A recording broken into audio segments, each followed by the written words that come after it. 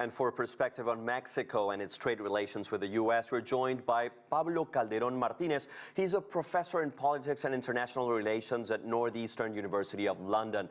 Great having you, Professor Calderon Martinez. What's your analysis of this situation? Well, I think it's obviously a very problematic situation. Certainly, as your reporter was saying, this is a big hit for the Mexican economy.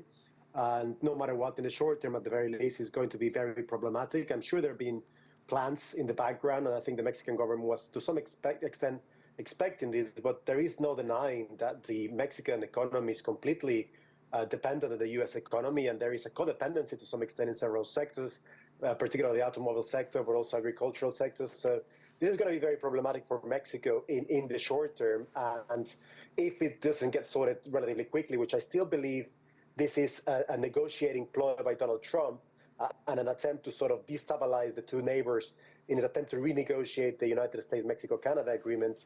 If this doesn't get sorted soon, it's going to be really problematic for both countries. And looking into the U.S., do you see negative impacts across the border in the U.S.?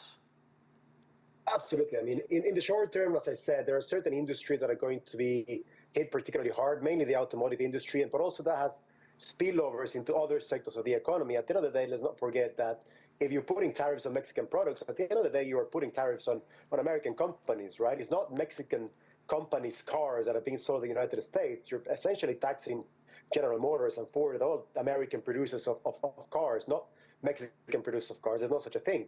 So at the end of the day, this will have greater repercussions for the American economy. But I think more serious than that, if the objective here, of course, is to lower immigration, this is going to have the complete opposite effect. Historically, we know that when the Mexican economy struggles, unemployment rises, then there is more immigration, and that is invariably the case, and you cannot stop that.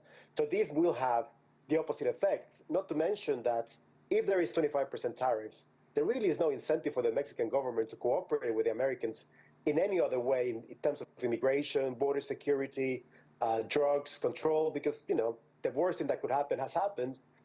So what is the point of cooperating? Professor Calderon Martinez, I'd like to, look into blind spots. Do you see any opportunities, business, political, or otherwise in all this? I think there is an opportunity if this happens to be as I think it is, and as I think most analysts would think, it's a ploy by Donald Trump to try to renegotiate the United States-Mexico-Canada agreement. I wouldn't call it a free trade agreement. Free trade is dead, but definitely is an opportunity to renegotiate with more beneficial terms to the United States. But obviously, once you open an agreement for renegotiation, there's other things that Mexico could certainly renegotiate and think through and change from the previous agreement. I'm thinking particularly, for example, the chapter on digital trade that I think could be stronger, and Mexico could get better benefits and more support to develop this digital economy, which is one of the key priorities of the Mexican government. So there could be some opportunities there, but there is no denying that in the short term, this is certainly more bad than good. And if it doesn't get sorted quickly, it's going to be bad for all three countries involved. Professor Calderon Martinez, Mexico is a key Latin American economy. Do you see impacts, in the wider Latin American value chains, indirectly? Absolutely. I think we know how these things happen, and this happened in the past, right? It happened in the early 1990s, in the mid-1990s with the tequila crisis.